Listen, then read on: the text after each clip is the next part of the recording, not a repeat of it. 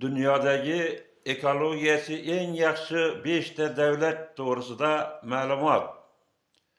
Bugungi kunda ekologik muammolar butun insoniyat uchun jiddiy xavfga aylanmoqda.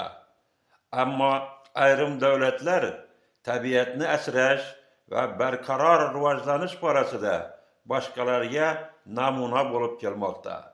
Bugun biz dunyodagi ekologiyasi eng yaxshi 5 ta davlat haqida so'z yuritamiz.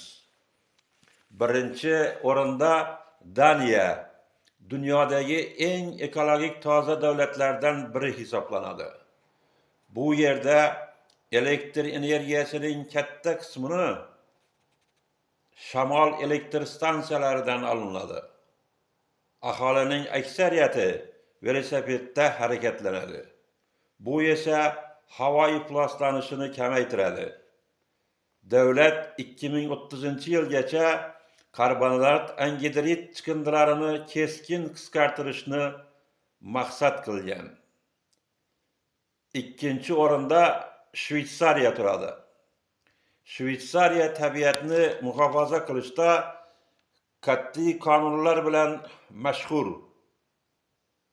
Mamlakatda chiqindilarni saralash va qayta ishlash tizimi juda yaxshi yo'lga qo'yilgan. Suv va havo sifati dunyodagi eng tozalardan biri hisoblanadi.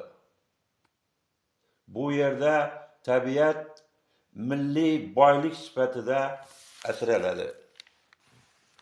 Uchinchi o'rinda Finlandiya, dunyodagi eng toza havoga ega davlatlardan biri. Yer maydonining katta qismini o'rmonlar bilan qoplangan.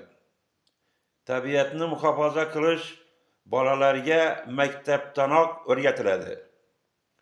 Davlat barqaror rivojlanish va yashil texnologiyalarga katta e'tibor qaratadi. To'rtinchi o'rinda Shvetsiya davlati. Chiqindilarni qayta ishlash bo'yicha yetakchi davlat hisoblanadi. Mamlakatda maishiy chiqindilarning deyarli barchasi qayta ishlanadi yoki energiya manbaiga aylantiriladi. Yashil transport va qayta tiklanuvchi energiya turlari keng qo'llaniladi. 5-o'rinda Yangi Zelandiya, o'zining betakror tabiati bilan mashhur. Mamlakatda milliy bog'lar va tabiiy hududlar qonun bilan qat'iy himoya qilinadi. Biologik xilma-xillikni saqlash davlat siyosati darajasida olib boriladi. Bu davlatlar bizga shuni ko'rsatadiki, iqtisodiy rivojlanishni tabiatga zarar yetkazmasdan ham amalga oshirish mumkin ekanligini bildiradi. Agarda bizlar ham O'zbekistonni ekologiyasi eng yaxshi davlatlar qatoriga qo'shishni niyat qilib va ulardan o'rnak olib harakat qilsak, ekologiyaga befarq bo'lmasak, Allohim niyatimizga yetkazadi.